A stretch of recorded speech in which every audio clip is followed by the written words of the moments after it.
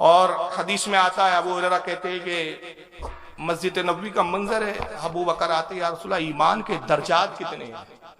کا 70 درجے، بعض 1 درجے تک فائد ہوتے، بعض 2 درجے تک فائد ہوتے، بعض 3 پہ، بعض 5 پہ، جیسے اللہ جس کو توفیق دیتا ہے اتنے درجے پہ وہ فائز ہوتا ہے۔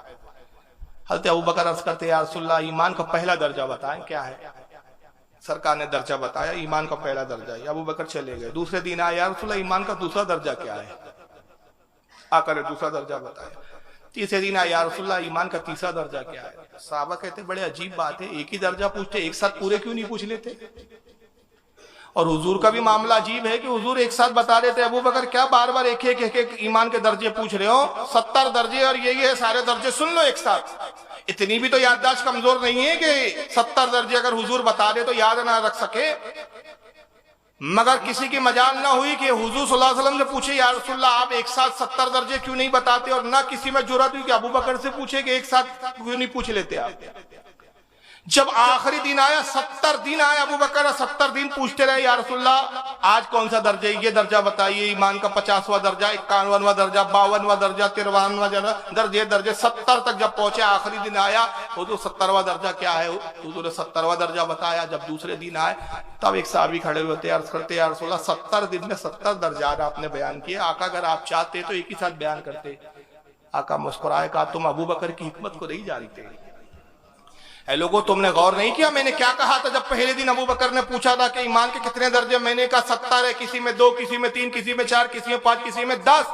ابو بکر روز ایک درجہ پوچھ کے جاتے، جب دوسرے دن آتے تو اس درجے پر فائز ہوتے، پھر پوچھ کے جاتے، آتے تو دوسرے درجے پہ فائز ہوتے، پھر پوچھ کے جاتے، تیسرے دن، چوتھے دن۔ ابو بکر 70 دن تک 70 درجے پوچھتے رہے، اور جب 70ویں دن آئے تو ایمان کے 70 درجوں پر فائز تھے۔ لوگوں گواہ ہو جاؤ، میرے صحابہ میں ابو بکر کے علاوہ کوئی نہیں جو 70 درجوں پر فائز ہے سوائے ابو بکر۔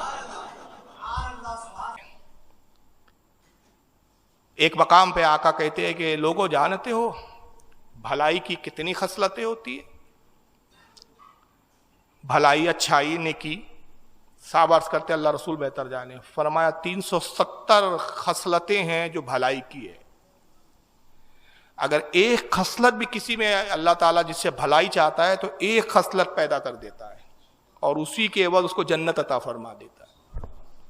کل 370 ہے بھلائیوں کی خصلتیں، اور اللہ جس سے بھلائی چاہتا ہے آقا کہتے ہیں اس میں صرف کیا کرتا ہے؟ ایک خصلت پیدا کر دیتا ہے۔ ابو بکر صدیق کھڑے ہوئے عرض کیا یا رسول اللہ مجھ میں کتنی خصلتیں ہیں؟ کہا ابو بکر مبارک ہو، تجھ میں 370 کی 70 خصلتیں تجھ میں۔ جنت میں جانے کے لیے تو ایک کافی ہے، مگر تجھ میں 370 ہے۔